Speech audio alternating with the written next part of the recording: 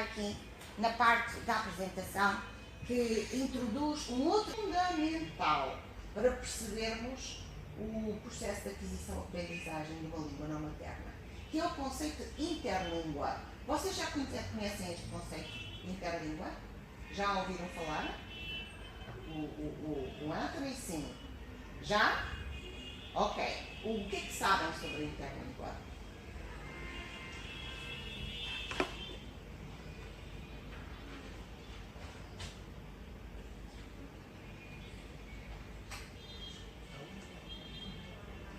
É o quê?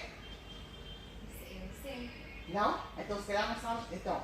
Bueno, la interlingua es una lengua creada por un estudiante de lengua, por una persona, es como una lengua transitoria Exatamente.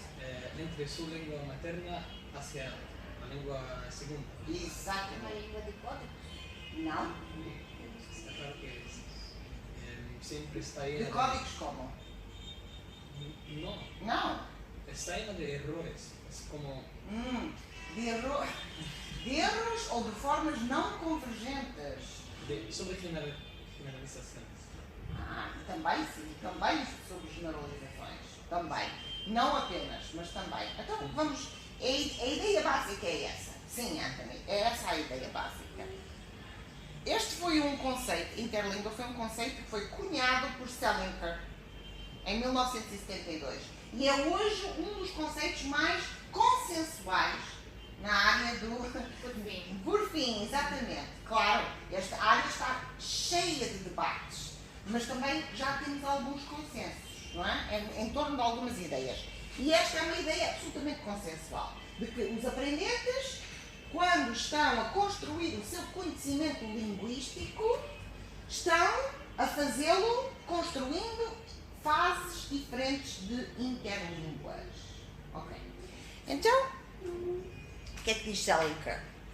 Que as interlínguas são sistemas linguísticos separados, diferentes, não é? Que resultam das tentativas do aprendente de produzir uma norma de uma língua-alvo. Certo? Então o aprendente começa na sua língua de origem e está a fazer um caminho até à língua-alvo. E ora, o que é a interlíngua? A interlíngua é o que ele vai fazendo, o que ele vai produzindo nesse caminho até chegar à língua-alvo. Não é? O mais perto possível, é melhor dizendo, o mais perto possível da língua-alvo. Porque a língua-alvo, para o aprendente tardio, é sempre uma miragem. Não é? A língua dos nativos é sempre uma miragem. Ok, então, como disse o Anthony, e muito bem, são sistemas linguísticos dos aprendentes tardios, não é? De um estudante de uma língua não materna, que apresentam características típicas do processo de aprendizagem que está a ser empreendido. Então, são independentes da língua nativa, da língua materna, e também são independentes da língua-alvo. São intermédias, cronologicamente sequenciais, provisórias, transicionais, permanentemente reestruturadas e, portanto, altamente instáveis. Muito instáveis, com um grau de variabilidade muito forte. Isto é um desenho. Esta aqui temos uma representação do que pode ser a interlíngua. Temos aqui a língua materna e depois temos tentativas, não é? Cada vez mais próximas de chegar à língua-alvo. Portanto, não são só três. Eu pus três porque não tinha espaço para mais. Portanto, o processo pode ser mais faseado, não é? Okay. Quando nós queremos descrever a interlíngua, temos duas hipóteses teóricas. Uma é observar um aprendente longitudinalmente. E essa seria a melhor metodologia, porque íamos observar o mesmo aprendente desde o início do seu processo até ao máximo, não é? ao fim do seu processo. Mas essa é uma possibilidade apenas teórica, não é? Porque poucas vezes teremos condições reais de observação, não é? De um indivíduo ao longo de todo o seu processo de aprendizagem de uma língua não materna. Portanto, nós fazemos muitas vezes em alternativa, o que fazemos é observar grupos de aprendentes que supostamente estarão mais ou menos no mesmo nível de aprendizagem e observamos esses grupos como representativos de fases diferentes de construção da interlíngua. Chama-se isto construção de uma amostra de sujeitos, cross-sectional. Diz. Creo que cada persona tiene su propia interpretación. Claro. É uma coisa, é o que vamos ver. Si observamos un grupo de aprendentes del mismo país, por ejemplo, y la misma cultura, pueden producir más que una. Absolutamente. Aqui temos um problema estrutural, que é um problema metodológico estrutural, é uma limitação que temos que assumir, que é uma limitação. A única forma de nós termos uma ideia clara de como seria a sequência real de um grupo de aprendentes era fazer um estudo longitudinal desse grupo de aprendentes. Ora, nós não temos normalmente condições do ponto de vista da investigação para fazer isso. Portanto, o que nós temos que fazer é assumir que estamos a estudar um grupo que é heterogéneo por definição e que estamos a fazer uma média. Não é? Ou estamos a tentar prever um comportamento que é altamente instável, não é? Mas que é uma limitação de todos os estudos que trabalham ou todos os estudos que são feitos com este objetivo, não é? E com esta metodologia. Ok. Eu desenvolvi, falando em pequenos trabalhos de investigação, eu desenvolvi com a minha turma de mestrado em 2013, desenvolvi um pequeno projeto de turma que visava ensinar, a pergunta é, o que é a interlíngua? E, portanto, a ideia era ilustrar as propriedades da interlíngua com os alunos a fazerem análise de dados. Não é? E então eu tinha 12 alunos nessa turma e nós usamos os materiais do corpus que eu coordenei, portanto existe disponível na internet e temos ali uma série de produções escritas de diferentes níveis, diferentes línguas maternas, de vários tipos de aprendentes. Não é? E são produções escritas. E então os alunos, inicialmente distribuí 12 textos atendendo a cada língua materna, e distribuídos desde o nível A1 até o nível C1. E portanto a amostra original era esta. Mas depois um dos alunos não fez o trabalho de casa e foi expulso do projeto.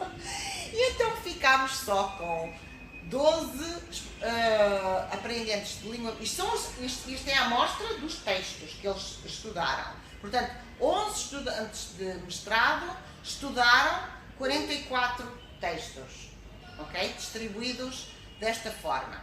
Pronto. Cada um dos alunos de mestrado estudou 4 textos e contribuiu para uma base de dados organizada. E como é que foi essa base de dados organizados e como é que foi constituído? Bem, organizamos todos os desvios, todas as formas não convergentes com o português europeu, que era a língua-alvo, que pudessem ser incluídos numa destas categorias. São 12 categorias que nós temos aqui. Desvios ortográficos, flexão verbal, flexão nominal e adjetival, determinação dos nomes, uso de preposições, colocação do pronome pessoal átono, clítico, atribuição de valores de género e nominal e concordância, concordância nominal de número, concordância sujeito-verbo, seleção de tempo e ou modo verbal, seleção lexical e depois outros.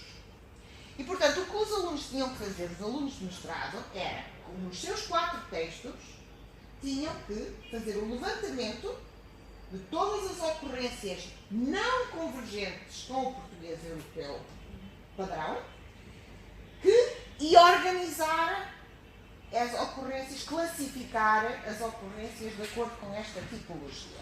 Okay? E eles fizeram esse trabalho de investigadores. Estiveram a fazer esse trabalho prático e duro dos investigadores. Mas foi muito formativo, porque aprenderam muitas coisas sobre o que é interlíngua e aprenderam-nas mexendo nos dados. Não é? E então, eu extraí dessa experiência, foi muito interessante, quis que eles extraíssem dessa experiência 5 lições importantes sobre o que é a interlíngua. Lição número 1, é o que estava a dizer o Anthony muito bem. As interlínguas estão sujeitas a grande variação individual. E eles, alguns gráficos, eu depois fiz os gráficos, alguns gráficos são muito interessantes, não é? Estes gráficos aqui, que nós vamos ver agora em sequência, A1, A2, B1, B2, C1, são número, aqui nestes gráficos encontramos o número de formas não convergentes escritas por, portanto, formas não convergentes escritas em textos escritos por 8 aprendentes tardios do português. E cada um destes losângulos representa um indivíduo. Portanto, o que nós vimos aqui são todos os filhos, que estão todos no nível A1. Todos na turma do nível A1. E vemos aqui uma grande variação individual. Temos aqui uma zona média do gráfico, mas temos aqui os chamados outliers, não é? Estão aqui. Este é o número de desvios? Total.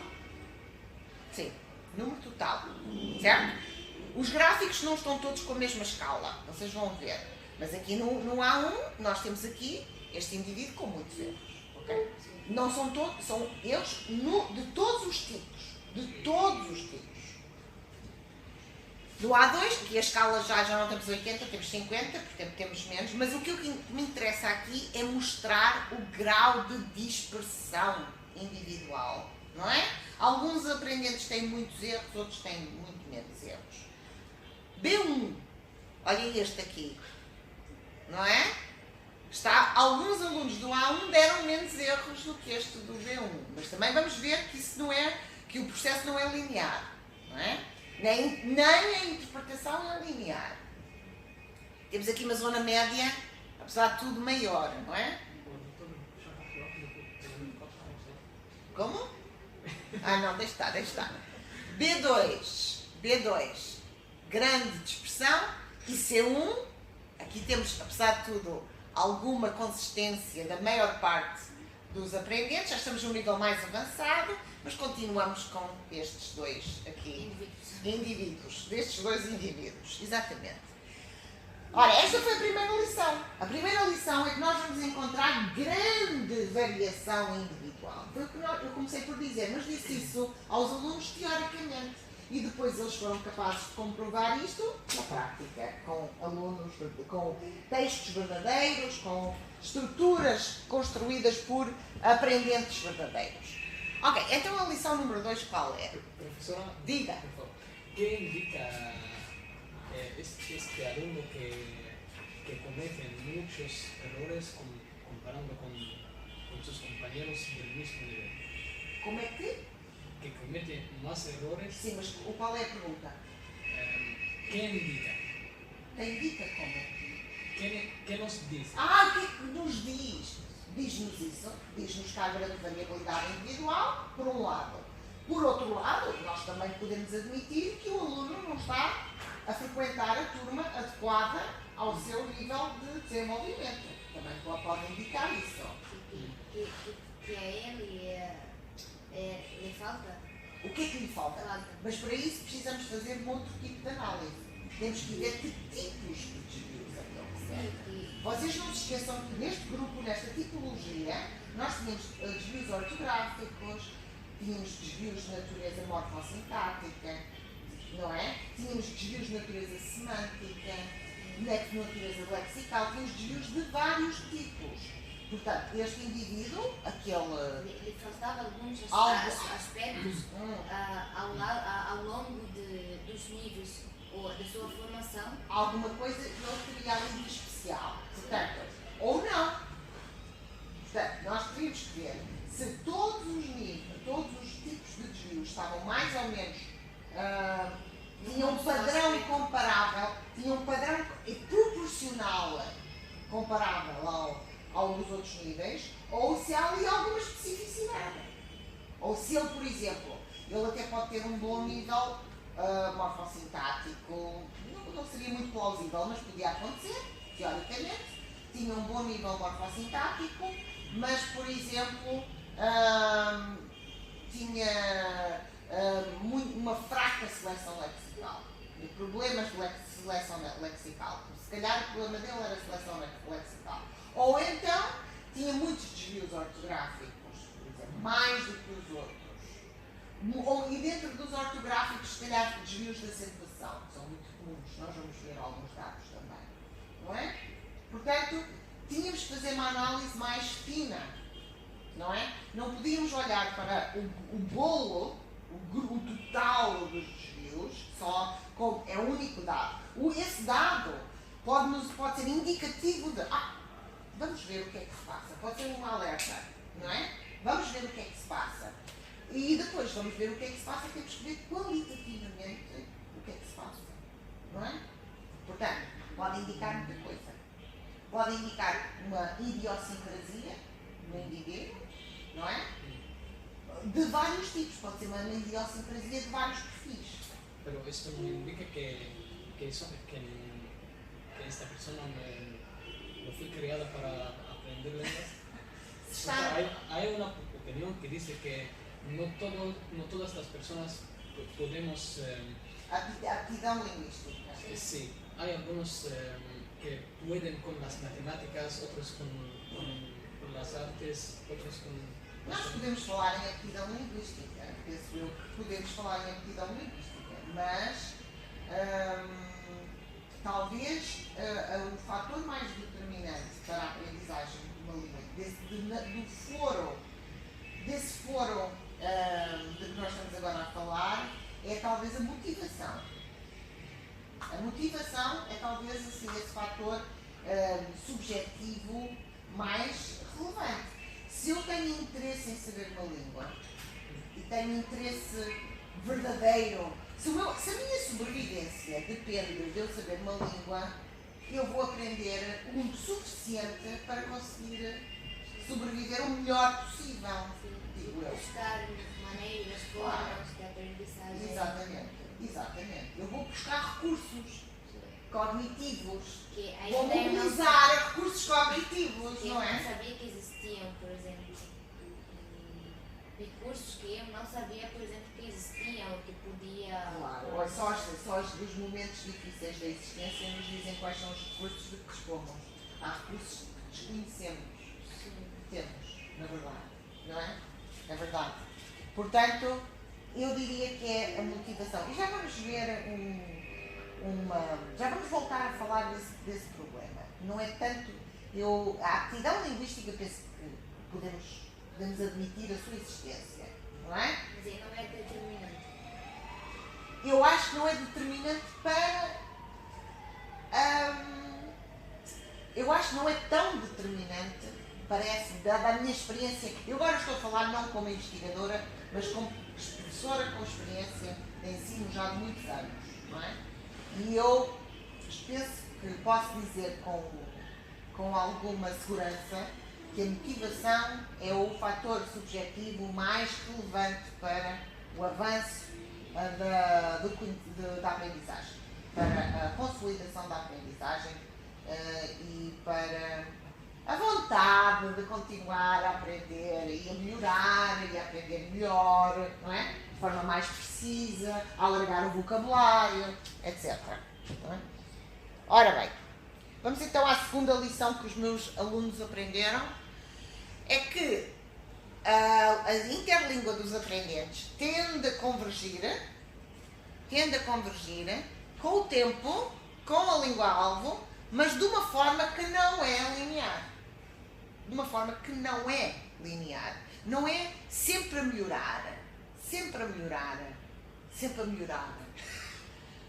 É a tendência, portanto aqui temos o número médio de desvios. Número médio de desvios. Portanto, o número médio de desvios, portanto aqui estão os indivíduos, já desapareceram, não é? Temos os que cometem muitos erros, temos os que cometem menos e, portanto, temos uma média, não é? Estas são as médias. Essas são as médias. Médio o número absoluto médio de desvios. E vemos aqui no nível de todas as categorias, volto a dizer, de todas as categorias. E nós podemos observar a linha de tendência, que é claramente de melhoria, não é? Portanto, os alunos melhoram realmente do A1 para o C1, mas não melhoram de uma forma absolutamente linear, não é? Nós consideramos normalmente muito interessantes os níveis B1 e os níveis B1 e B2. E o B1 em particular, mas o B1 e B2, porque são momentos de grande confiança dos aprendentes. No nível A1 e A2, os alunos têm a consciência do pouco que sabem, não é? No nível B1 e B2 já há uma confiança. E, portanto, como há confiança, há vontade de arriscar. E arriscar é a forma de aprender. Mas arriscar também cria mais desvios. Certo? Bom, mais desvios que não são necessariamente maus. São desvios, portanto, formas não convergentes com a língua-alvo, que representam uma vontade de explorar o conhecimento linguístico, de arriscar. Portanto, cuidado, nem sempre mais desvios equivale a menos aprendizagem. Portanto, também podemos voltar ao nosso aluno do C1. Se calhar um aluno do C1 que comete mais desvios é aquele que está a arriscar mais. Está a puxar mais para a frente. Portanto, pode querer dizer muita coisa. Pode ser que ele não esteja bem no seu nível e já devia estar no B2, não é? Ou pode ser que ele esteja numa fase que quer... muito criativa. Exatamente, muito criativa. Exatamente. Porque as interlínguas são sistemas de construção criativa. É uma experiência individual minha. Que eu cheguei a um momento do meu nível do espanhol que eu criava. Sim. Criava adjetivos novos que não existem. Criava muita coisa. Exatamente. Sim. E portanto isso representa... É um desvio, mas também é um... Mas é um desvio que representa avanço. Sim. Não é? Representa avanço. Eu, por exemplo, aprendi que uma certa lexema, uma certa derivação, sim, ou conjugação, por exemplo, de um adjetivo ou de um verbo e comecei a aplicá-lo a muitos tipos. Exato. Isso é um fenómeno de sobregeneralização, não é? Sim. Exatamente. Pronto, então aqui temos o processo não linear. Processo não linear. Sendo que o que é importante é... O que é importante é ver aqui a tendência. A tendência para haver menos desvios, não é? Mas talvez os desvios também não sejam todos do mesmo tipo, em todos os níveis de aprendizagem, não é? Exatamente. E vamos ver que não são do mesmo tipo. Vamos ver exatamente isso. Ok, então cá está. As interlínguas são o resultado de um processo criativo.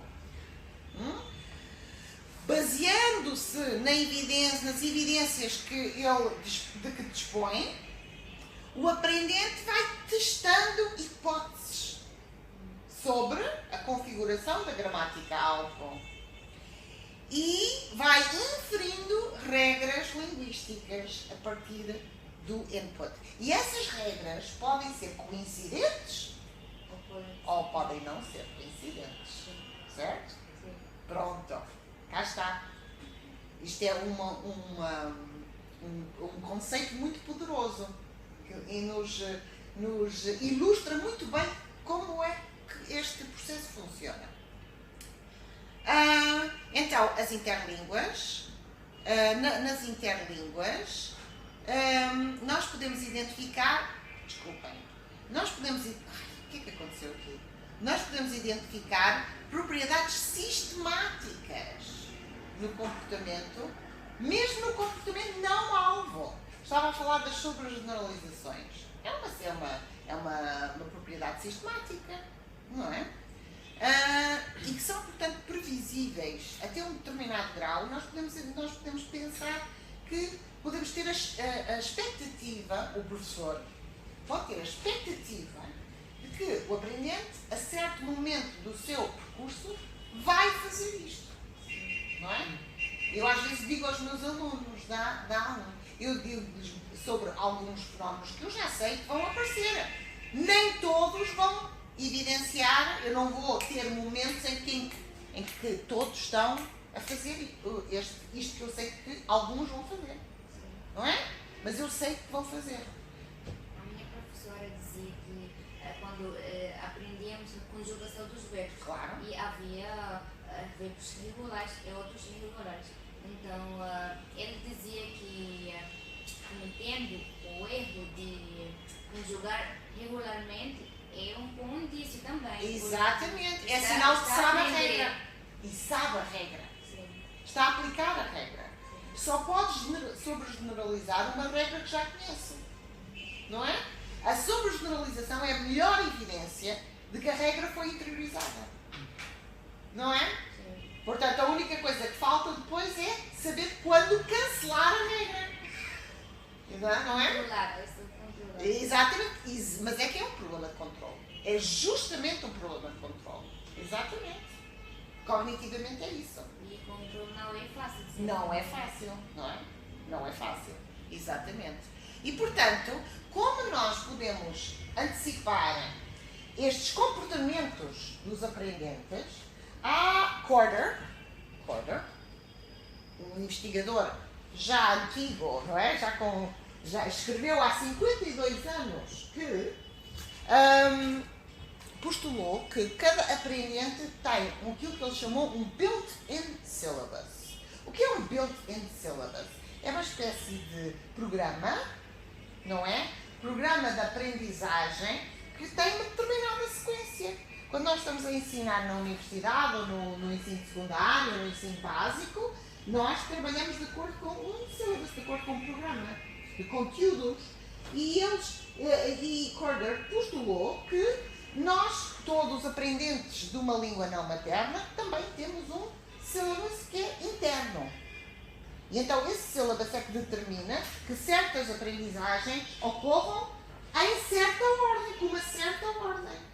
Não é? De uma forma que é, portanto, um pouco previsível. Não é aleatória, não é imprevisível, é até sistemática. Ora bem, a terceira lição.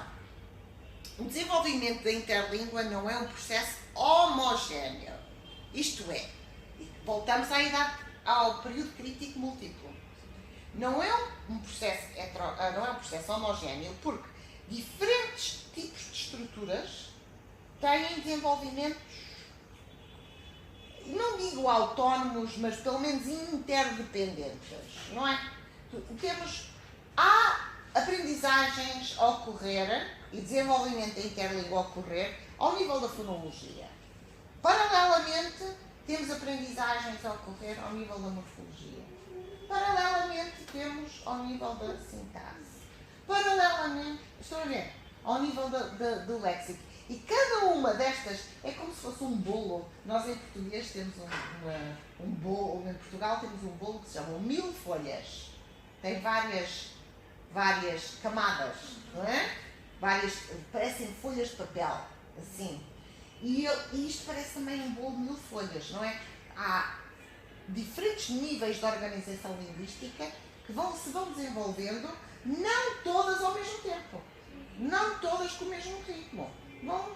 Vão andando, umas às vezes dependem de outras, chamamos a isso as estruturas de interface, não é? Outras são mais independentes das demais, mas em todo o caso todas têm o seu próprio ritmo, e não o seu próprio ritmo, têm a sua própria sequência, ok? E podem ter ritmos diferentes. Okay. Esa es la idea de distinguir los niveles de aprendizaje, ¿no? ¿Cómo? La dependencia de una estructura a otra es la idea principal de distinguir los niveles de aprendizaje de una Seria, se nós soubéssemos exatamente o problema, por exemplo, em relação ao português, nós não temos ainda não existe uma descrição sistematizada, baseada em dados reais, dados empíricos reais, que nos permitam dizer com alguma segurança o que é que um aluno do nível A1, típico no fim do nível A1, o que é que ele tipicamente sabe. Não sabemos dizer isso. Temos referenciais, nós dispomos de referenciais, não é? Vocês conhecem o referencial europeu, não é? O quadro europeu de referência, não é? Sim, o quadro europeu. Esse referencial dá-nos algumas ideias sobre aquilo que um aprendente do nível A1, A2, B1, B2 deve ser capaz de fazer. Portanto, é uma perspectiva, não deixa de ser uma perspectiva de esperança de que o aluno, com aquele nível, tenha aquele Não estamos seguros de que a metodologia que o aluno de tal nível recebe efetivamente, logrando essa expectativa ou não? Pois, é que se nós não temos descrições sobre o que e descrições de natureza linguística, Sim, analisadora. analisando todas as estruturas linguísticas mais importantes e vendo então qual é o real estado O que se passa com os alunos? não é, que se passa com os alunos. E depois é muito difícil também distinguir entre aquilo que se passa com os alunos e aquilo que se passa com o ensino a que os alunos tiveram expostos. Porque podemos dizer assim, o aluno A1 tem muita dificuldade com o imperativo. Mas se nós não ensinamos o imperativo do A1, não é? Eu não sei se o aluno do A1 tem dificuldade real com o imperativo, se é um problema de impossibilidade do seu desenvolvimento interlinguístico ou se é simplesmente porque nós não ensinamos o imperativo no A1. Deveríamos aplicar essa metodologia sobre as coisas que se ensinam, para melhorar as formas de ensino. Pronto, mas é assim, as formas como nós ensinamos e aquilo que ensinamos está muito dependente dos referenciais que nós temos. Ora, os referenciais que nós temos baseiam-se na experiência dos professores, em ideias, na verdade, em ideias dos professores, nas percepções que os professores têm sobre o que deve ser um aluno de determinado nível. Portanto, são perspectivas, sim, são, porque não estão sustentadas por dados empíricos. E, portanto, essa é uma lacuna que existe na investigação sobre o português como língua não materna, entre muitas outras lacunas descritivas que nós temos ainda. Ok, vamos então voltar aqui aos resultados da minha experiência, do meu projeto de turma. E agora sim, nós estávamos a ver que o processo não é um processo homogéneo, não é? E agora vamos ver que realmente não é um processo homogéneo, porque nós temos aqui os diferentes tipos, isto são números absolutos, agora, de toda a amostra, dos 44 alunos que participaram na amostra. De todos os níveis? De todos os níveis. E, portanto, é o volume total de desvios de acordo com cada categoria da tipologia. Ora bem, o que é que nós observamos aqui? Os desvios ortográficos e muitos destes desvios ortográficos são resultado de más representações fonológicas. Mas há outros de natureza ortográfica que são só eu não sei escrever isto. Não é? Porque não conhecem as regras de escrita, porque não sabem como representar aquele som naquele contexto, mas, portanto, dentro dos desvios ortográficos nós vamos encontrar também subtipos diferentes. Não, ortográficos. Nos ortográficos vamos encontrar subtipos. Primeiro temos que distinguir os ortográficos segmentais da acentuação gráfica. Porque em português, como vocês penso que já sabem agora, onde é que acento gráfico, temos este e temos este. Chama-se acento circunflexo, acento agudo e acento grave.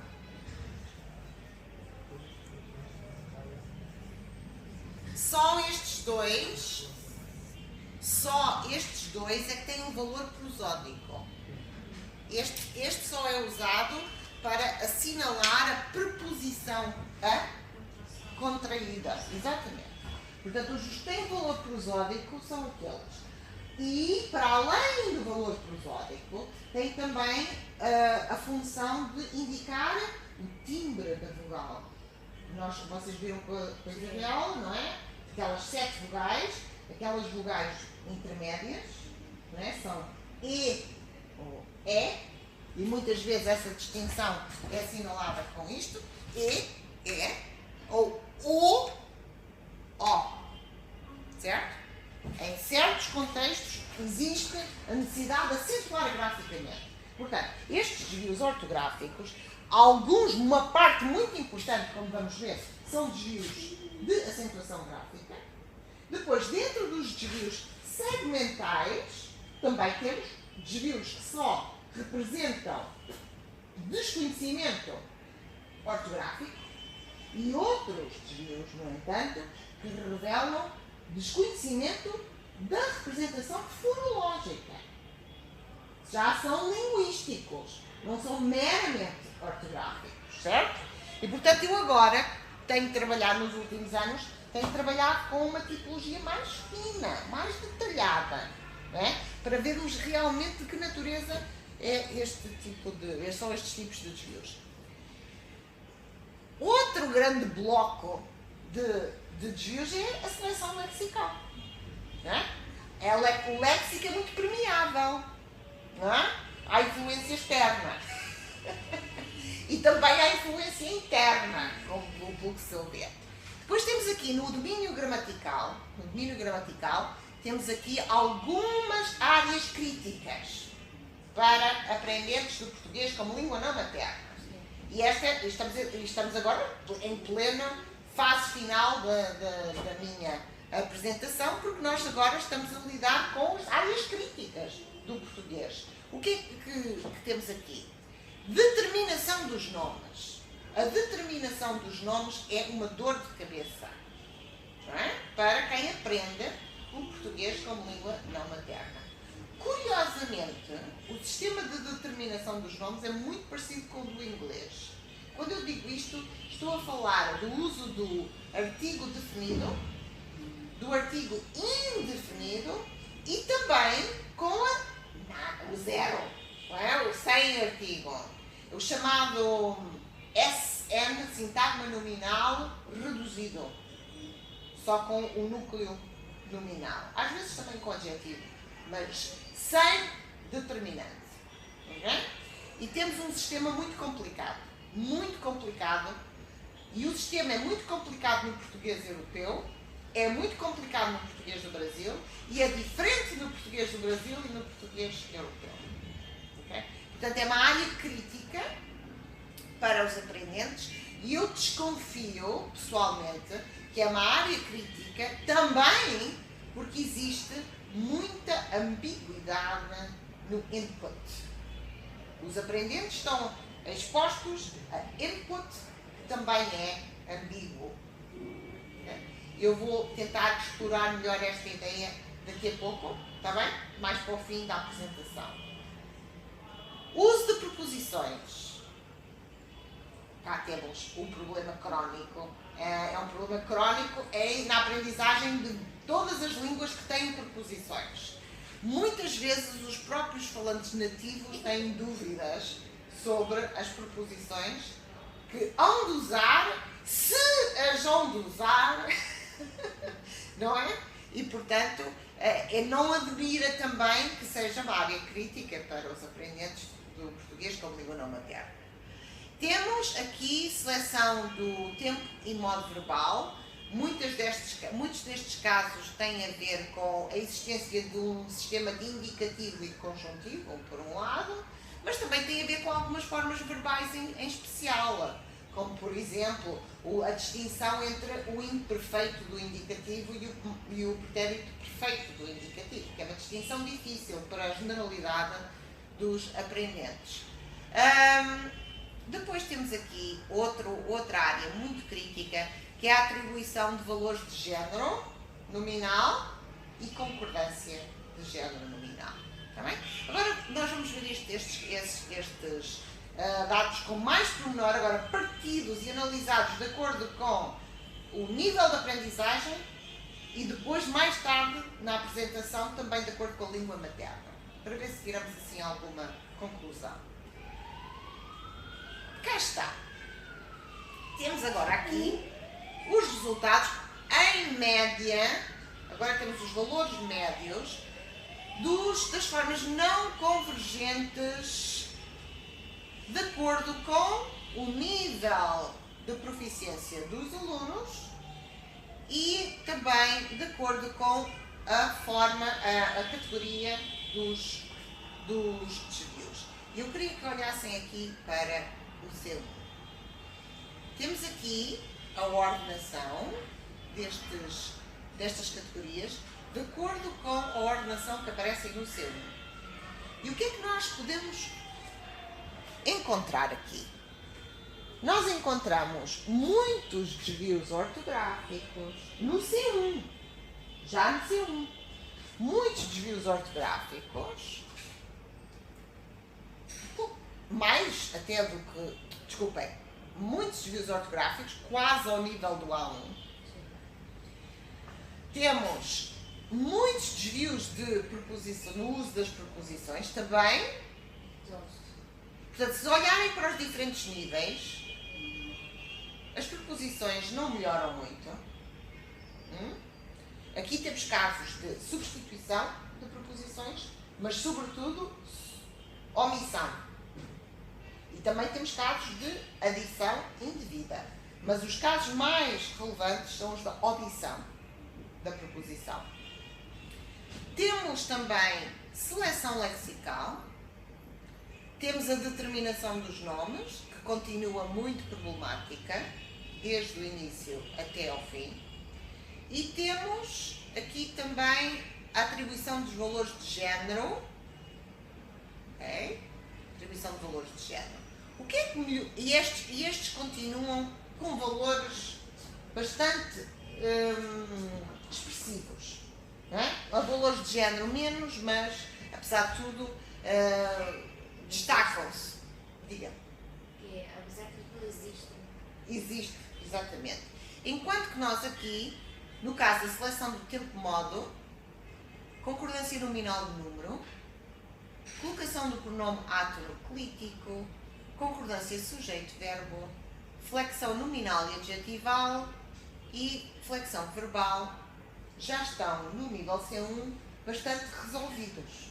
Temos algum ou outro caso, mas de uma maneira geral vemos estes comportamentos bastante resolvidos. E o que eu vou fazer agora é dividir o ecrã, aqui a tabela, a legenda, a meio.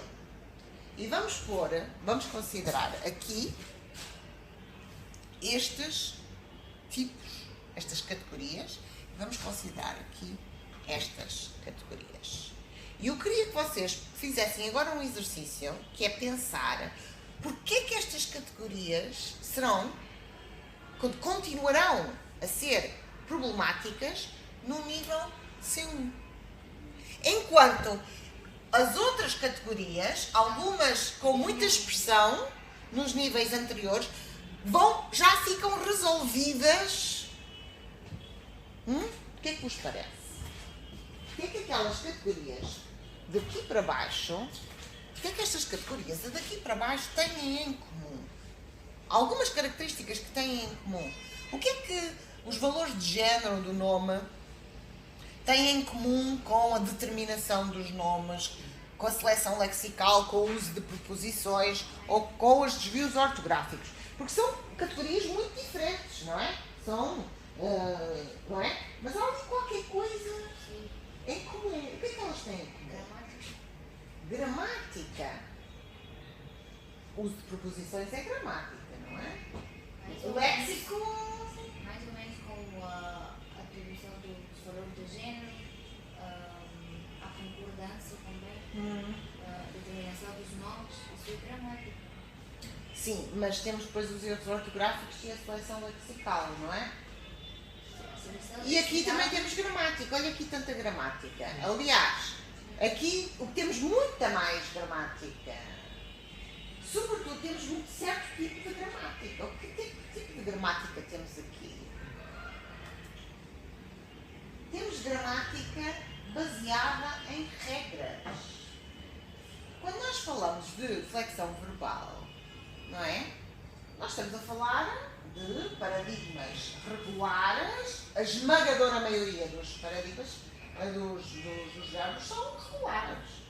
E é evidente que os verbos irregulares podem ser objeto de dificuldade nos primeiros níveis, mas o grau de exposição, não é, aos verbos irregulares vai aumentando substancialmente com o nível de proficiência. E então nós vamos ter, claro, uma melhoria nestes comportamentos, que são todos estes comportamentos que nós temos aqui, são comportamentos governados por regras. Certo? E o que é que nós temos aqui? A partir daqui para baixo, nós temos comportamentos muitíssimo mais imprevisíveis. Temos padrões mais imprevisíveis, não é? Temos estruturas que têm uma particularidade qualquer, têm dificuldade qualquer. Por exemplo, as preposições. A relação entre a forma e a função nas preposições é muito arbitrária. É muito arbitrária. E existe também muita ambiguidade. Não é?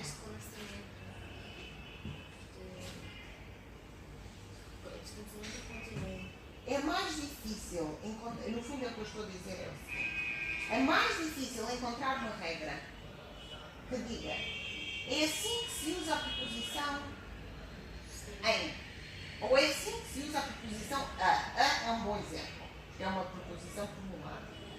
Porque a preposição a tem muitas funções, surgem muitos contextos e não tem um valor semântico claro. Exatamente. As preposições são muito diferentes umas das outras, não é? Há preposições que têm um valor semântico, têm um valor quase lexical. E algumas dessas preposições têm esse valor algumas vezes, mas noutras vezes têm um valor completamente gramatical. Têm uma função puramente gramatical. Nem sequer têm um valor semântico reconhecível. As preposições são muito diferentes umas das outras e cada preposição pode ser um mundo, não é? Pode ter usos muito, muito diferenciados. Portanto, é natural que seja uma área crítica. Eu há pouco disse que as preposições, até para os nativos, constituem uma área crítica. E, até para os nativos, quanto mais agora para os não nativos, certo? A atribuição de valores de género. Ora, a atribuição de valores de género nominal não é complicado para os nativos. Não é. É um tipo de estrutura que está adquirida muito precocemente, não é? Portanto, não é não é problemática para os nativos, e há algumas explicações para isso. Mas para os não nativos, continua a ser problemática mesmo no C1. Encontramos, claro, muito menos casos, mas continuamos a encontrar casos de dificuldades de atribuição do valor de género. Porque o valor de género nominal é completamente arbitrário. Tirando alguns casos muito restritos, o facto do nome ser feminino ou do nome ser masculino em português, temos que saber que é feminino e masculino. Há uma correlação parcial entre o índice temático do nome, portanto, os nomes que terminam em O tendem a ser masculinos, os que terminam em átono tendem a ser femininos. Mas não há. Mas há muitos nomes, muitos mesmo, que não terminam em O nem em A, não é? E alguns nomes que terminam em A são masculinos e outros nomes que terminam em O são femininos. E, portanto, nesse cenário, eu tive uma aluna que fez uma tese de mestrado sobre este assunto e ela descobriu, fez uma contagem num corpus de frequência lexical do português e descobriu que 40% dos nomes em português são nomes que não têm não terminam em O nem em A e ou que terminam em O e são femininos ou que terminam em A e são masculinos. Esta lição é muito complicada. Diga? Esta lição é muito complicada de feminino ou masculino. Tem muitos irregulares. Não há muitos irregulares. Há poucos. É o contrário. Só os nomes mais sexuados, que têm um referente mais sexuado, é que podem ter uma correlação entre o nome feminino e sexo feminino do referente, nome masculino, sexo masculino do referente. Mas também temos muitos nomes em que assim não funciona. Por exemplo, basta pensar a criança. A criança é um nome feminino, mas pode ter como referente um menino ou uma menina. A testemunha. O indivíduo. Do sexo feminino ou do sexo masculino. Pessoa, exatamente. Cônjuge, que é o marido ou a mulher, não é? Então, nós temos tantos casos, tantos.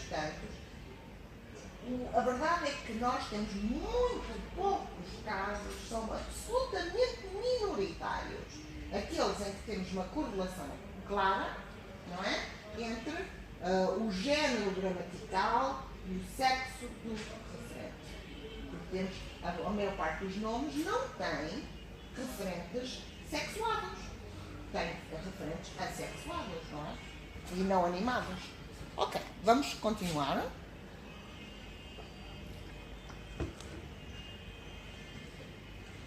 Lição número 4. São 5.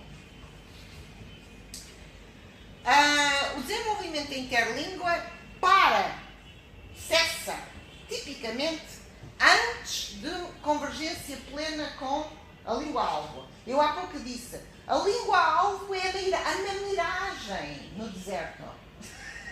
Não é? O aprendente tenta alcançar a língua-alvo, mas raramente consegue ser tomado como um nativo. Não é? E então, voltamos a este gráfico com o nosso, este aqui, coitado, nunca mais lá chega. Ora bem, e como é que se chama esta situação, este processo? Porque o cessar também é um processo, não é? Chama-se este processo a fossilização, que é outro conceito que foi cunhado por Selinger. Ele fez, no texto que se chama Interlanguage, ele cunhou o conceito de interlíngua e cunhou também o conceito de fossilização. Então, o que é que ele, a que é que ele chamou fossilização?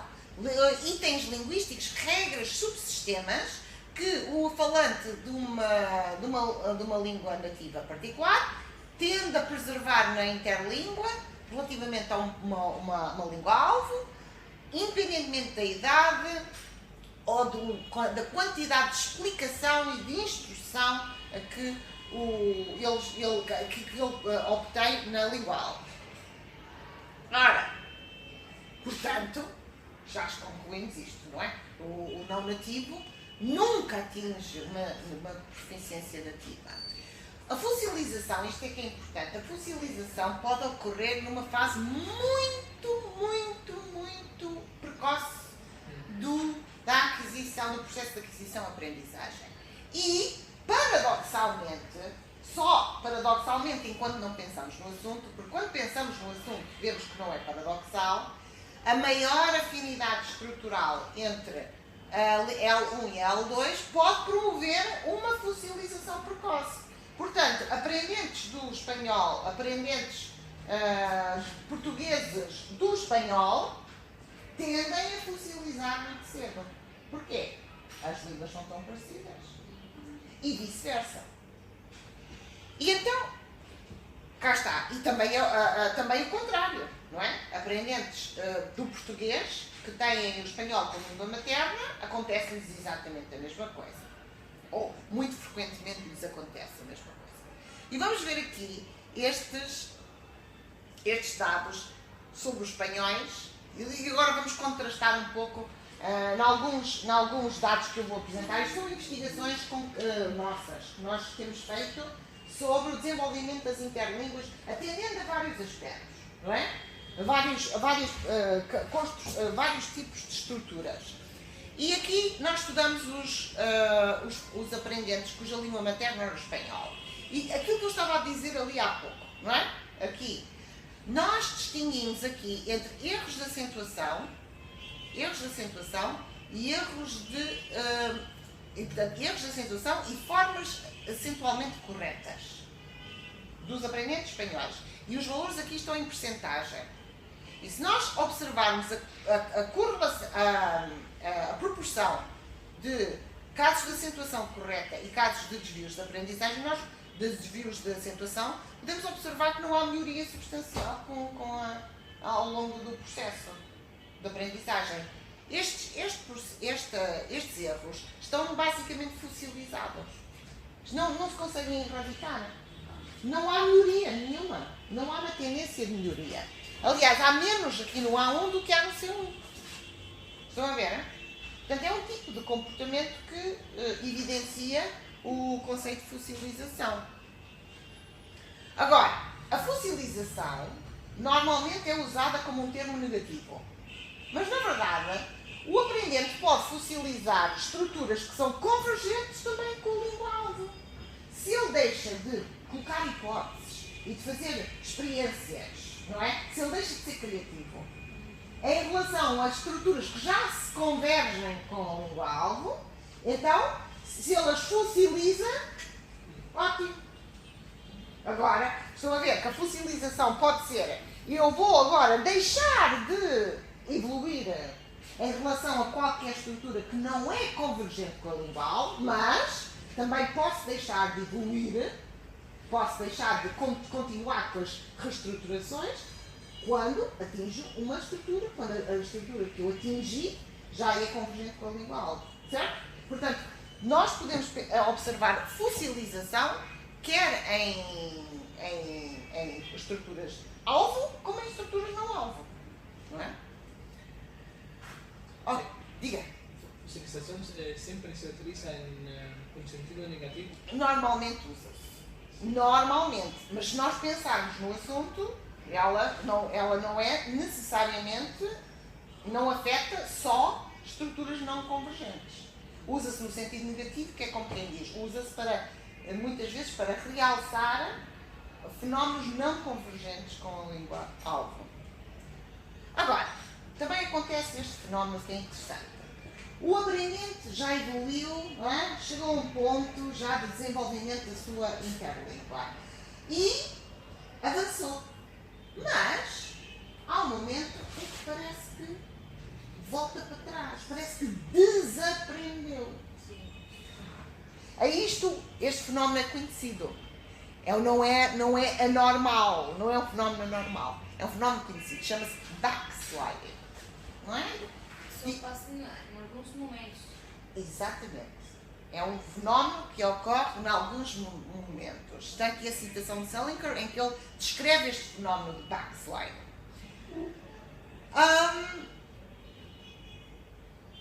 Cá está. Não é o que estava a dizer, não é? Que não é nem aleatório, não é? E não é necessariamente no sentido da língua de origem, não é? Pode ser uma voltar para trás para uma coisa que já era criativa e, portanto, já não corresponde para uma estrutura que já era criativa ou já evidenciava a criatividade. Ora, razões porque é que isto acontece? Para já, acontece muito frequentemente quando os aprendentes estão mais interessados naquilo que querem dizer, no significado daquilo que querem dizer, do que na forma como querem dizê-lo. Por exemplo, quando estamos em situações de conversa informal, não é? Em que não precisamos estar com muita atenção na forma, é um pouco irrelevante. O que nós queremos é fazer-nos entender, não é? E, portanto, aí podemos relaxar, não é? E quando estamos cansados ou ansiosos e temos menos capacidade de controlar a forma.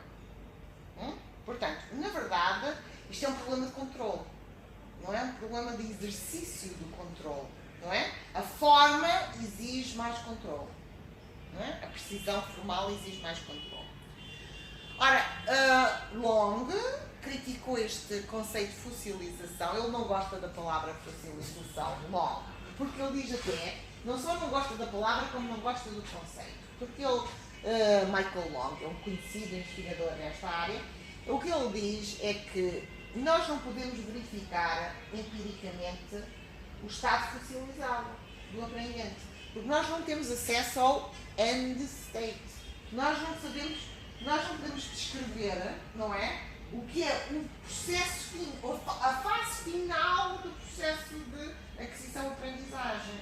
Portanto, ele prefere, de longe, a designação estabilização e não fossilização, que parece muito radical, não é? O aprendente já não vai sair daqui, vai ficar fóssil, como um fóssil. Não, ele diz que há estruturas que vão sendo estabilizadas, não é? E também esta designação salienta o facto de se tratar de um processo. Um progressivo. As causas da fossilização são muitas, ou podem ser muitas, mas talvez esta seja uma das mais importantes, a satisfação das necessidades comunicativas. E isto tem a ver com o que nós estávamos a discutir há pouco, que era a motivação.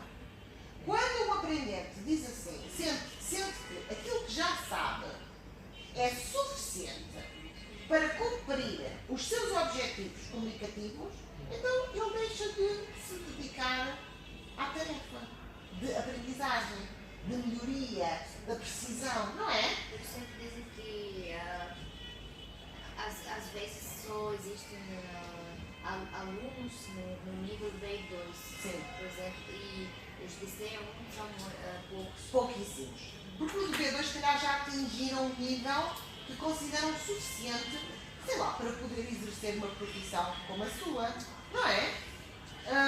Podem atingir o nível B2 e ser suficiente para se fazerem entender e já desistirem de aprender mais. E há uma série de outras, outros motivos. A ausência de feedback corretivo também pode ser um motivo para a fossilização, não haver informação sobre a maneira como formas alternativas e nativas de produzir os mesmos enunciados. E pronto. E outra, que é uma sobre a qual ainda vamos falar, que é a transferência, não é? Uma das razões para a fossilização pode ser a própria transferência. Ora, nós temos aqui muitas causas, não temos agora muito tempo para olhar para cada uma delas, portanto, vamos avançar.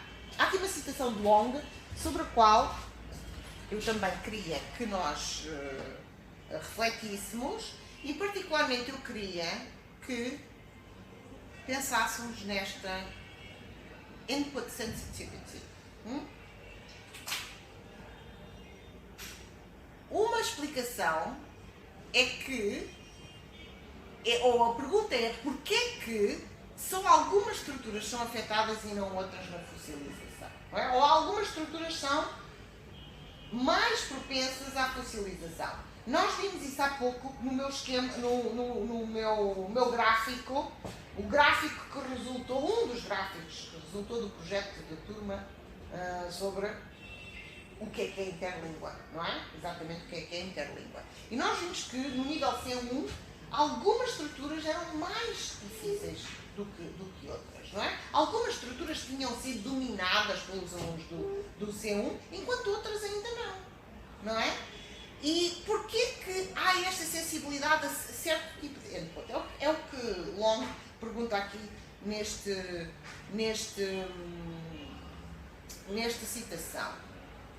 E, portanto, ele coloca aqui algumas hipóteses. Isto tem a ver, eventualmente, com certas características do input, nomeadamente a sua frequência, o valor comunicativo, a saliência perceptiva, o peso semântico. E, portanto, há certas características no input que podem propiciar uma fossilização. Portanto, quais são as estruturas que são mais propensas à fossilização? Aquelas em que não existe uma relação forma-função clara, não é? Aquelas regras que são só semi-produtivas e não muito produtivas, não é? São menos regulares, são regras menos regulares, não é? Unidades que são altamente arbitrárias, como nós já vimos, preposições, não é? Certas associações lexicais, as colocações, gender assignment, não é? Também é um processo, uma categoria arbitrária. E, portanto, o que nós podemos concluir disto, é aquilo que eu há pouco dizia que nós íamos referir, é que a ambiguidade do input também há de ter aqui um papel na definição de quais são as estruturas mais propensas à fossilização e, portanto, quais são as mais difíceis de consolidar. Ora, a ambiguidade do input tem sido um fator negligenciado na literatura, na investigação. Não há muito comparativamente com outros fatores, nomeadamente com o papel da transferência da L1 no processo. Há muita investigação sobre o papel da transferência, embora existam também poucos consensos, mas existe muita investigação. Mas sobre a ambiguidade do input não existe muita investigação. A influência, como eu digo aqui, a influência do conhecimento prévio é, de facto, o assunto que tem mobilizado as atenções. Ora, nós temos aqui vários processos envolvidos na construção das interlínguas, de acordo com Selinger, sendo que justamente temos aqui outras uma série delas, 4, 5. As sobre generalizações de que já falámos aqui, testemunhos próprios, mas para além destas 4, eu queria salientar aqui a transferência, que é o último tópico de hoje. Está bem? Ora,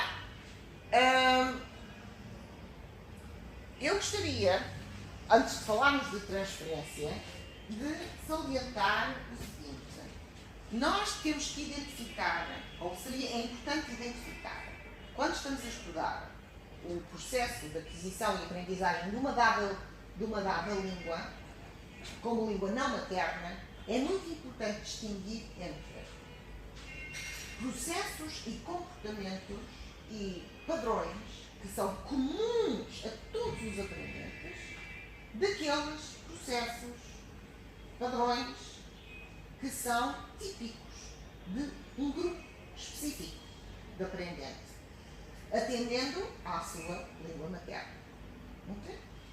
O que eu tendo a valorizar, pessoalmente, porquê? Porque sou professora de português como língua não materna e as minhas turmas de português, de aprendentes de português língua não materna, são frequentadas, essas turmas, por alunos com uma diversidade enorme de línguas maternas, não é? Os meus alunos têm variadíssimas línguas maternas. Então, eu pessoalmente, e também na investigação que faço, tendo a valorizar mais aquilo que é comum, as tendências que são comuns aos diferentes tipos de aprendentes.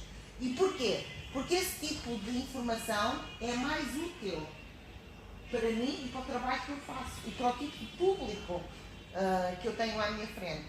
Mas outros investigadores, e também por razões teóricas, consideram mais importante olhar para aquilo que é específico de um grupo particular de aprendentes que tem uma dada língua materna e comparar as características da língua materna, não é? Ou de aprendentes de diferentes línguas maternas, não é? A aprenderem uma única e comum língua língua não materna. Ora bem, então, a última lição que os meus alunos extraíram deste exercício foi que os efeitos da língua materna no desenvolvimento das interlínguas são reais. Esses efeitos existem, mas podem afetar diferentes estruturas da língua-alvo de forma também diferente. E, portanto, vamos falar então agora de transferência.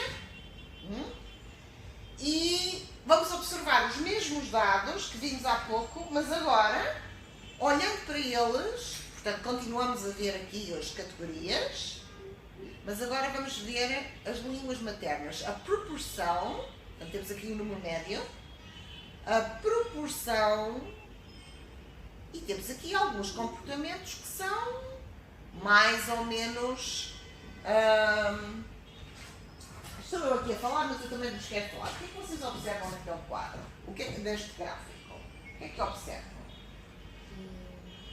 Os desvios ortográficos são os maiores. Para os espanhóis. Aham! E quais são os melhores alunos a escrever? A escrever sem erros ortográficos? Chineses. Aham! Curioso, não é? Sim, porque a sua língua materna é muito diferente, não podemos misturar. Exatamente. E os alunos chineses, nós temos aqui, em vários casos, o efeito claro do que é a influência da língua materna, não é? O efeito da língua materna.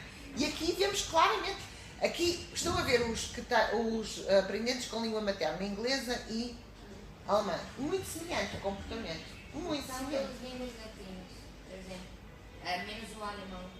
Não, o inglês é uma língua germânica, como o alemão. Mas, por exemplo, pelo menos tem a mesma... as letras e isso. É um sistema alfabético. Alfabeto.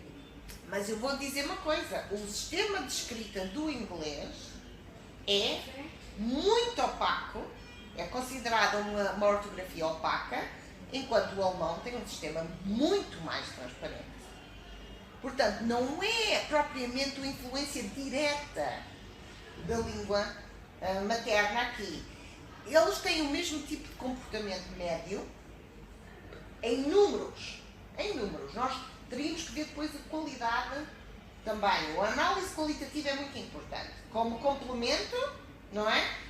Os números dão-nos tendências, informações interessantes, mas também nos dão, sobretudo, pistas para observar com mais pormenor determinados aspectos, não é?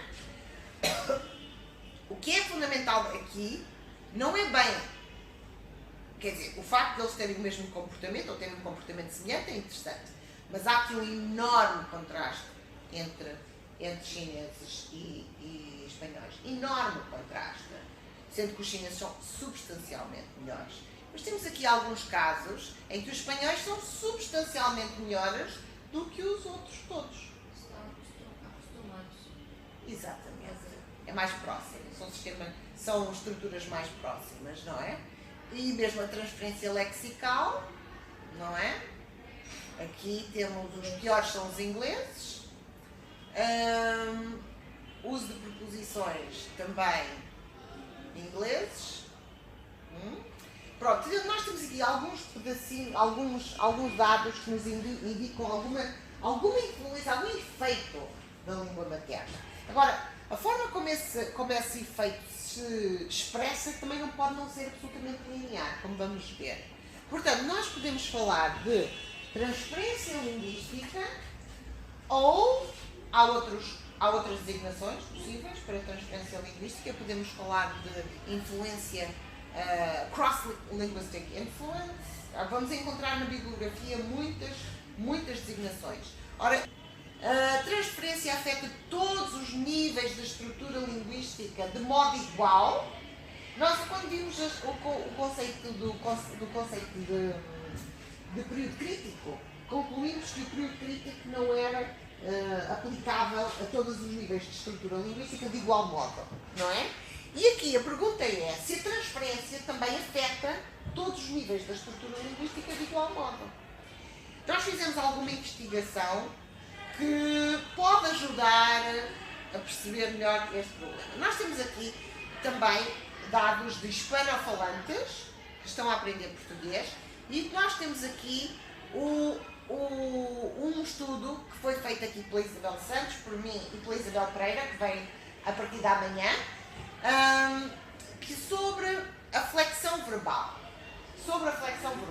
E nós fomos olhar para os verbos escritos por hispanofalantes, os verbos do português escritos por hispanofalantes, que evidenciavam desvios, portanto, formas não convergentes com o português.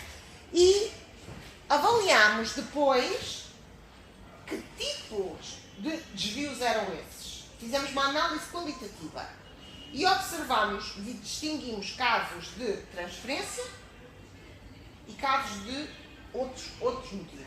Por exemplo, sobre generalizações e coisas desse género. E nós depois olhamos para cada forma verbal atendendo à estrutura interna da forma verbal. E eu vou só colocar aqui no quadro o modelo que serviu para a nossa análise. Verbo flexionado é constituído por tema e flexão. O tema é constituído por radical e vogal temática. E a flexão é de tempo, modo, aspecto. Temos um morfema de tempo, modo, aspecto e temos um morfema da pessoa, número. Ok? Então, nós usamos estas categorias: radical, vogal temática, tempo, modo, aspecto, pessoa, número, como unidades de análise, para ver se havia evidência de transferência no radical, na vogal temática, não é? Se os hispanofalantes importavam da sua língua materna constituintes. E nós observamos que é no radical que encontramos maior número de transferências. Como que é radical? O radical é a parte do verbo que corresponde à informação lexical. Por exemplo, do verbo gostar. Gostar. Aqui nesta forma verbal, gostávamos. Vamos ver a forma de gostávamos.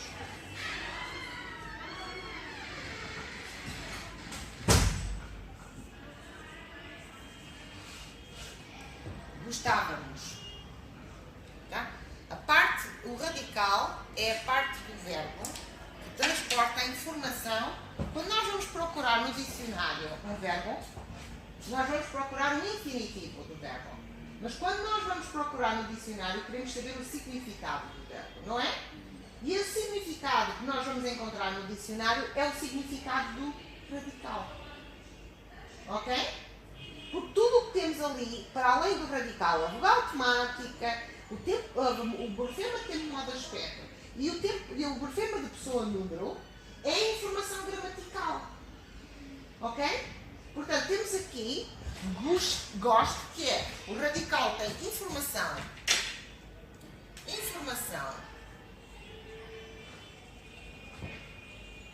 lexical, e aqui temos informação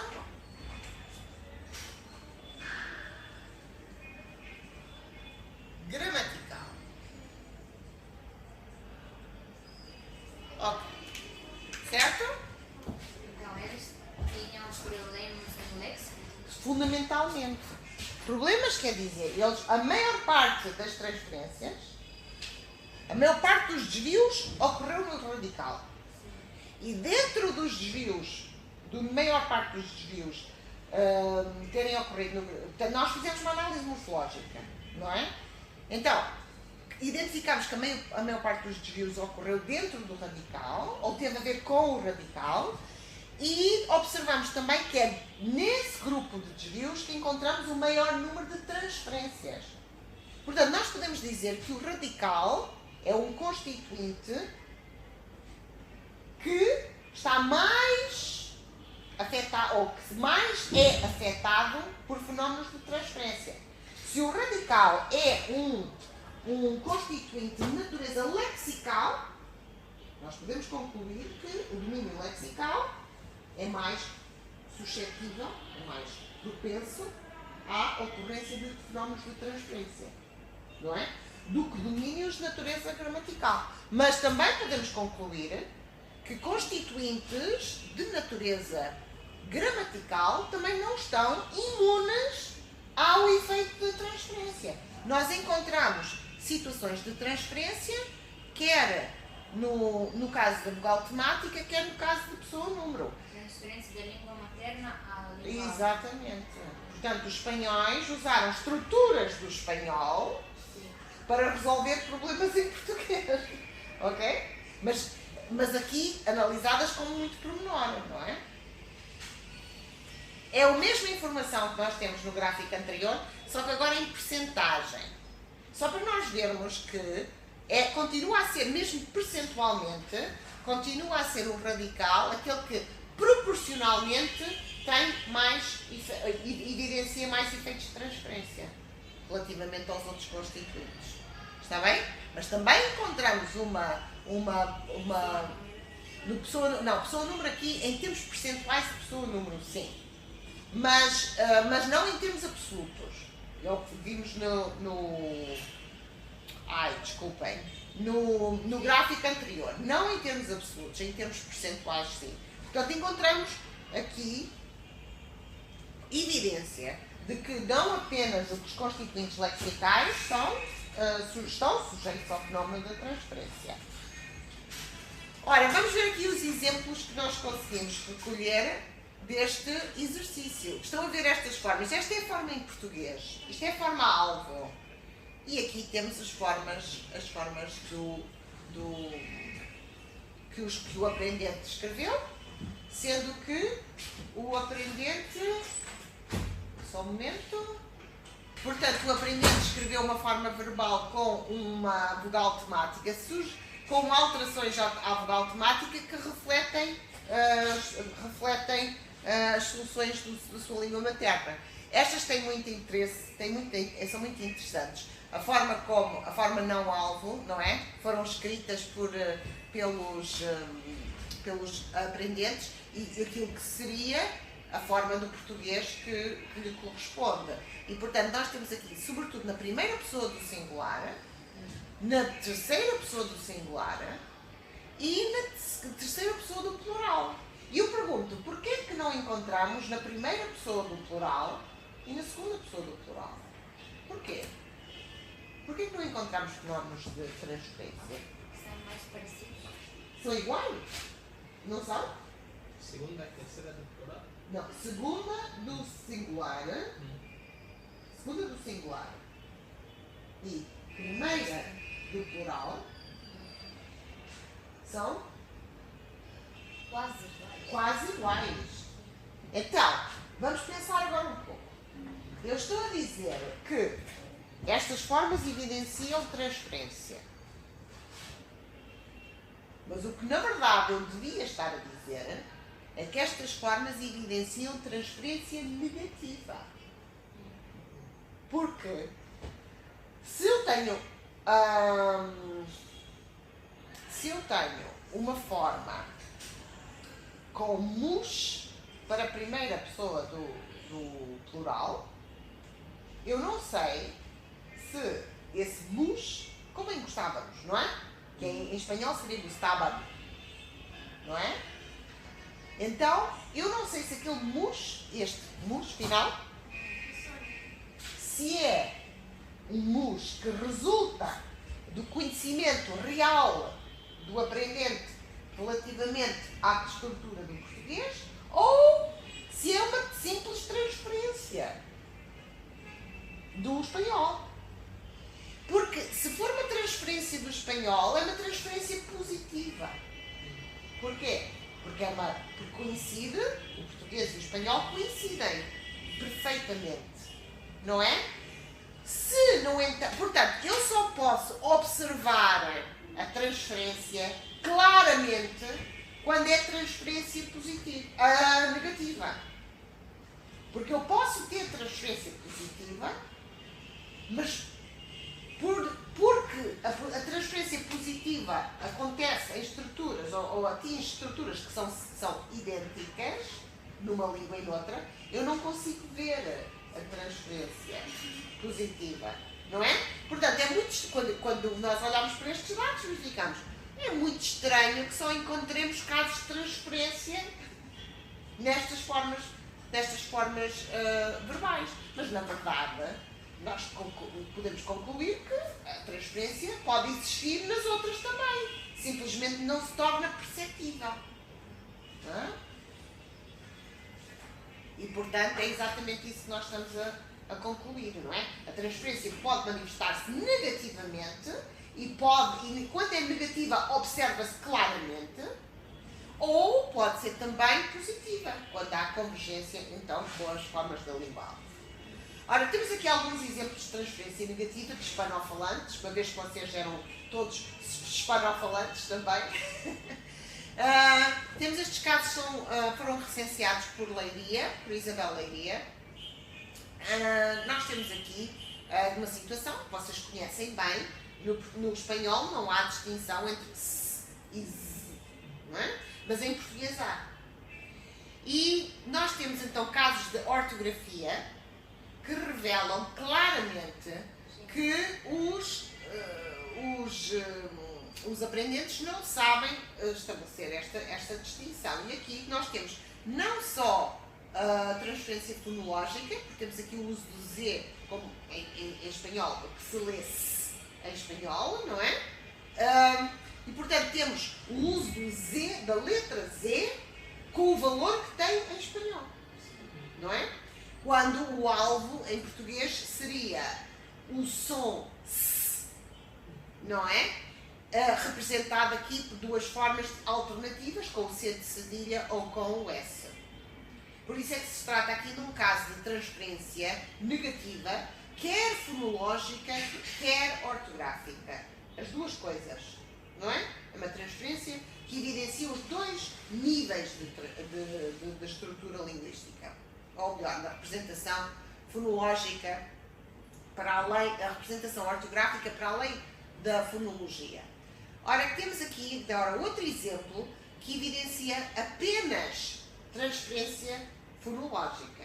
Porquê que é apenas transferência fonológica? Porque nós temos aqui representações gráficas que não correspondem às representações do espanhol, não é? Porque missa em espanhol não se escreve assim. Exato. Então, o que é que nós temos? Nós temos mesa, que é a pronúncia do espanhol, E temos aqui o que nós quereríamos, é a mesa, com Z em português, mas escrito com S. Está bem? Portanto, todos estes casos são casos de S em espanhol e Z em português. Mas aqui, pronto, é uma questão de transferência fonológica, já vimos. E agora temos outros casos interessantes com a mesma oposição. Temos uma situação de hipercorreção, não é? Porque como não se conhece a distinção, não se sabe quando, não se consegue perceber quando é que em português essa é Z ou é S. Não é? Estão a ver as situações? Não é? Ok. Também temos hipercorreção com a oposição BV. E portanto, é em português, em todos estes casos, em português, nós temos o segmento fonológico B e temos a letra B. Mas, como os nossos aprendentes, cuja língua materna é espanhola, não sabem, não conseguem controlar esta distinção fonológica, aqui temos a representação das palavras com o V, na tentativa de corresponder ao português. Na tentativa, isto é a escrita, pretende ser. Eles sabem que no português não existe. Não, português existe. Não existe o sonido B. Existe. Com valor de B. Não, isso não. Sim. Ok. Não, mas o problema aqui é que eles não sabem sequer que em português a amabilidade é com B. É por isso é que é uma hipercorreção. Não é? Pensam que é com V. Isto também acontece no português. A Isabel depois não teve tempo de falar muito aprofundadamente sobre a variação regional em Portugal. Nós, no norte de Portugal, não temos também esta oposição.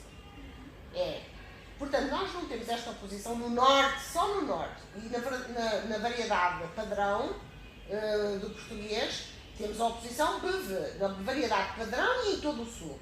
Não é? Nós temos uma vasta região do norte de Portugal em que não existe esta oposição BV. E então, não existe, quer dizer, não existe tipicamente. Okay? Portanto, é uma característica dialectal.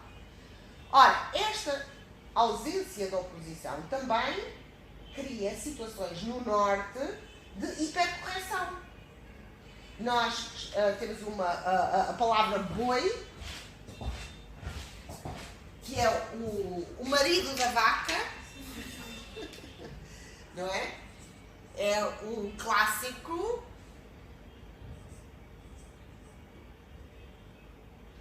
A escrita voe. No norte das crianças, não é? Que estão cheias de dúvidas sobre se é boi ou voi, não é? Então, como não dizem o V, porque se formos aqui a vaca é o que nós queremos, não é? Não é? Como estão sempre a dizer, não é vaca, é vaca, não é? Então o que eles não conseguem controlar é o uso do V. E então, muitas vezes também incorrem em comportamentos de hipercorreção, não é? Porque não sabem. Porque se tivessem escrito boi, como normalmente pronunciam, também estava correto. Compreendem o que é o fenómeno da hipercorreção? Sim. Ok. Hã? É o supercorreto. Tão supercorreto que é incorreto. Isso passa nos exames. Exato. A seleção múltipla também. Porque naturalmente escolhemos o correto. Depois Estamos a pensar demais, não é? Demais fica mal. Exatamente, é exatamente o mesmo fenómeno. Exatamente. Agora, nós podemos ter alguma evidência indireta de fenómenos de transferência positiva. E sabem quando é que temos transferência indireta? Eu agora não vou explorar aquele exemplo porque não temos tempo. Mas nós temos estruturas nós temos a transferência positiva que não podemos ver quando as estruturas são exatamente iguais. Agora, quando as estruturas são quase iguais, mas não perfeitamente iguais, então podemos ter aquilo que podemos chamar o rabo de fora, não é? Um pequeno rabo de fora, como o gato escondido. Ah? Mas tem o rabo de fora, conseguimos vê-lo. Ele está escondido, mas conseguimos vê-lo. Então temos coisas positivas e positivas, não é? Ok. Então, outra pergunta. Qual é a relação entre padrões qualitativos e quantitativos de transferência e o grau de percepção real da afinidade, desculpem, do grau de percepção real ou não da afinidade entre a língua-alvo e a língua de origem? Bem, voltamos aqui à ortografia e vamos ver aqui como se comportam os nossos aprendentes de diferentes línguas maternas quando têm que representar segmentos sibilantes. Segmentos sibilantes. S, z, sh, j, em português. Estes são os textos com desvios. Esta é uma investigação de uma orientanda minha e da Isabel Santos. Estes são os textos com desvios, estes são textos sem desvios. Vejam, língua materna espanhola tem um comportamento completamente inverso ao que têm os outros aprendentes. E temos aqui os nossos aprendentes cuja língua materna é o chinês, claramente distintos dos outros. Portanto, textos com desvios são uma grande minoria. Não é? A maioria dos textos não apresentam desvios. Portanto, uma excelente capacidade ortográfica. Mais uma vez, observamos aqui os nossos, isto são dados de Isabel Leiria, portanto estamos a ver dados de diferentes investigadoras, viram os dados dos meus alunos, já viram os dados de Canas e agora estamos a ver os dados de Leiria e todos convergem na grande diferença entre os aprendentes com a língua materna espanhola e a língua materna chinesa. E qual é a explicação para isto? É aquilo que vocês já disseram. Os chineses partem do princípio de que a sua língua não serve para nada na aprendizagem desta... a sua língua como ponto de partida. Exatamente. Não tomam a sua língua como ponto de partida, enquanto os espanhóis tomam a sua língua como ponto de partida. Então, para evitar desvios, é conveniente deixar de lado. Exatamente. Sabe o que eu costumo dizer aos meus alunos que sabem espanhol? Eu tenho muitos alunos de várias... Não pensem no espanhol. Eles muitos sabem espanhol, de várias línguas maternas. E eu digo-lhes assim, o espanhol não é vosso amigo. Muitas vezes eles estão claramente a reproduzir também estruturas do espanhol. Então, a transferência diz respeito a estruturas, itens e regras, mas também a outros padrões de comportamento. Há outros padrões de comportamento, não é? Há diferentes padrões no que diz respeito ao ritmo da aquisição. O ritmo pode ser diferente de acordo com da língua de origem, não é? E há evidência de que, por exemplo, os chineses é mais difícil para eles, no início, determinadas estruturas são mais difíceis e demoram mais tempo a resolver. Porque fazemos muito mais esforço, Claro. porque não tem nada que lhes Claro. ajudar. Exato, mas nem todas as estruturas. Portanto, há ritmos de aprendizagem diferentes de acordo com grupos por língua materna. Há também preferências, muitas vezes, por algumas estratégias como a simplificação. Não é? Alguns grupos têm mais tendência para simplificar do que outros. Outros têm mais preferência para sobre-generalizar. E outros ainda têm muita tendência para evitar estruturas, que é um comportamento também muito interessante. Temos aqui um resultado também da Isabel Leiria, e ela descobriu uma relação entre os desvios, o uso do vocabulário e os grupos de aprendentes, de acordo com a língua materna. Então, os léxicos produtivos dos alemães, suecos e chineses, na aprendizagem do português, depende progressivamente mais da frequência dos itens no input. Não é? A frequência não determina, pelo menos com a mesma extensão, os léxicos produtivos dos aprendentes espanhóis e franceses. Quer dizer que os aprendentes franceses e espanhóis não estão tão dependentes da frequência dos itens no input, porque as línguas são mais próximas do português. Quanto mais longe, tipologicamente, quanto mais distância tipológica, mais os aprendentes ficam dependentes do grau de frequência do léxico no input. Há também um estudo então de Madeira, Xavier e Crespin que viu os padrões de aprendizagem dos pronomes clíticos, não é? Em aprendentes com diferentes línguas maternas. Portanto, há um grupo de aprendentes com línguas não românicas, inglês, alemão, finlandês e holandês, e o outro grupo com línguas românicas. E o que é que elas descobriram? Descobriram que nas fases mais avançadas de aquisição, os aprendentes de línguas românicas apresentam uma vantagem no ritmo, não é? Da aprendizagem, mas também maior tendência para sobregeneralizar a posição proclítica, não é? Quando isso é que seria necessária. Agora, o que é importante é aquilo que eu estava a dizer há pouco.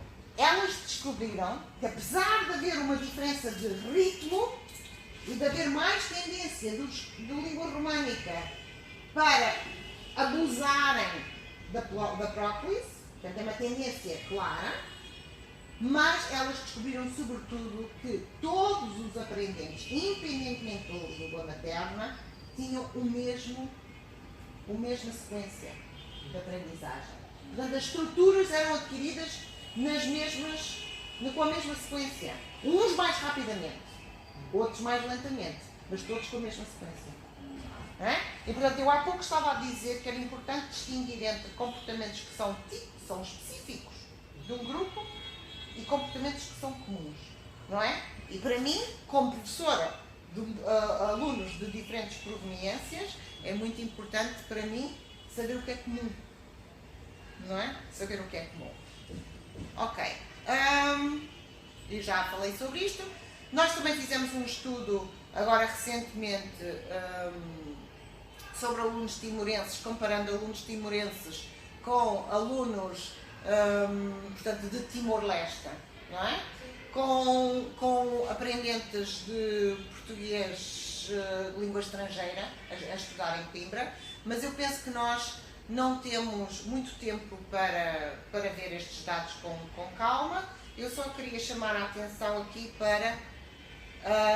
eram desvios de concordância nominal em número e desvios de concordância em género. Okay? Está bem? E, portanto, estes são os de número e estes são os de género. E, portanto, nós temos aqui os diferentes grupos e depois temos aqui este que é o que mais interessa. Estão a ver como os alunos timorenses apresentam muito mais desvios de concordância de número e de género do que os aprendentes de português como língua estrangeira. Não? Ora, isto estava aqui por outro motivo, mas eu agora preciso de passar para este assunto. Nós temos que concluir que não só a língua materna tem influência no desenvolvimento das interlínguas, mas também que o estado final a que chega o aprendente também depende da qualidade e do tipo de input linguístico ao qual ele está sujeito. E voltamos à instrução, voltamos ao problema da educação, não é?